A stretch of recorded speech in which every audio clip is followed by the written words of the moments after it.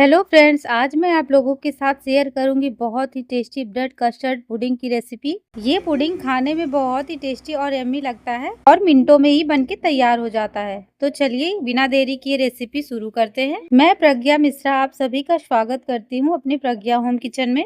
इस bread custard pudding को बनाने के लिए हमने यहाँ पर 6 से 7 ब्रेड लिए हैं। अब हम नाइफ की मदद से इसके किनारों को इस तरीके से कट कर लेंगे। मैंने यहाँ पर व्हाइट वाली ब्रेड ली है और ये बड़े वाले ब्रेड हैं। अगर आपके पास बड़ा वाला ब्रेड नहीं है तो आप इसे बनाने के लिए छोटे ब्रेड का भी यूज कर सकते हैं। तो देखिए हमने यहाँ पर सारे किनारों को कट कर लिया है। अब हम इस तरीके से चाकू से ब्रेड के 2 हिस्से करेंगे। फिर उन 2 हिस्सों में से हम 2 हिस्सा दोबारा से बनाएंगे, यानी कि हमें एक ब्रेड में 4 हिस्से करने हैं। तो यहाँ पर देखिए हमने सारे ब्रेड को इस तरीके से काट लेना है। इस ब्रेड पुडिंग को बनाने के लिए हमें ब्राउन ब्रेड नहीं लेना है। और अब यहाँ पर हमने सारे ब्रेड को काट करके तैयार कर लिया है। मैंने इसे स्क्वायर में कट किया, आप इसे मनचाहा शेप दे सकते हैं, जैसे कि ट्रायंगल, सर्कल। और जो हमारे ब्रेड से किनारे निकले हैं ना, हम उसे बिल्कुल भी नहीं फेंकेंगे, उसका इस्तेमाल हम ब्रेड क्रम्स बनाने में कर लेंगे। तो चलिए हम इस ब्रेड को फ्राई कर लेते हैं। इसे फ्राई करने के लिए हमने पैन में तेल को गर्म कर लिया है। अब हम एक एक करके उसमें ब्रेड को ऐड कर देंगे।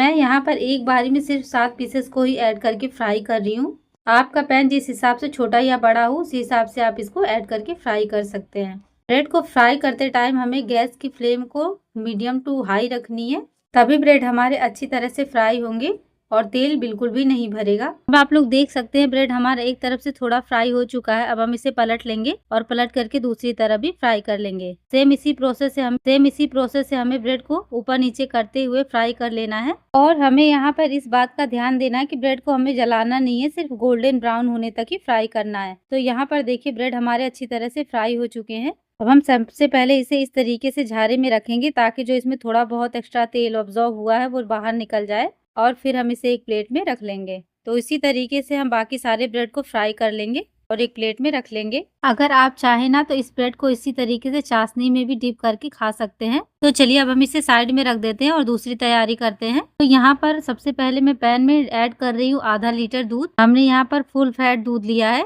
अब हम हाई फ्लेम पर इस दूध को लगातार चलाते हुए एक उबाल आने देंगे। तो यहाँ पर देखिए दूध में एक उबाल आ चुका है। अब हम इसे 2 से 3 मिनट के लिए हाई फ्लेम पर ही उबालेंगे अच्छी तरीके से, ताकि जो हमारे दूध में कच्चापन होता है वो अच्छी तरीके से खत्म हो जाए। तो अब दूध को उबालते हुए में 2 से 3 मिनट हो चुके हैं। अब मैं इसमें डाल रही हूँ 1 छोटी कटोरी चीनी और इसे भी दूध के साथ लगातार चलाते हुए अच्छी तरीके से मिक्स कर लेंगे और 1 से 2 मिनट के लिए उबालेंगे। आप यहाँ पर मीठे को अपने हिसाब से कम या ज्यादा रख सकते हैं। अब चीनी डालने के बाद भी हमने दूध को 2 मिनट बॉईल कर लिया है और चीनी हमारी अच्छी तरह से पक चुकी है। तो अब हम इसमें ऐड करेंगे कस्टर्ड पाउडर, जिसके लिए हमने बाउल में थोड़ा सा दूध लिया है और साथ ही उसमें 2 चम्मच कस्टर्ड पाउडर डाल करके उसे अच्छी तरह से मिक्स कर लेंगे, ताकि जो उसमें गुठलियां होती हैं वो खत्म हो जाए। तो यहाँ पर मैंने इसे अच्छी तरीके से मिक्स कर लिया। अब हम इसे थोड़ा थोड़ा करके दूध में ऐड कर देंगे। कस्टर्ड पाउडर ऐड करते टाइम हमें गैस की फ्लेम को लो रखना है और इसे दूध के साथ अच्छी तरीके से मिक्स कर लेना है। कस्टर्ड पाउडर ऐड करने के बाद हमें दूध को लगातार चलाना है, क्योंकि जब हम इसमें कस्टर्ड पाउडर को ऐड करते हैं ना तो ये जल्दी थिक हो जाते हैं।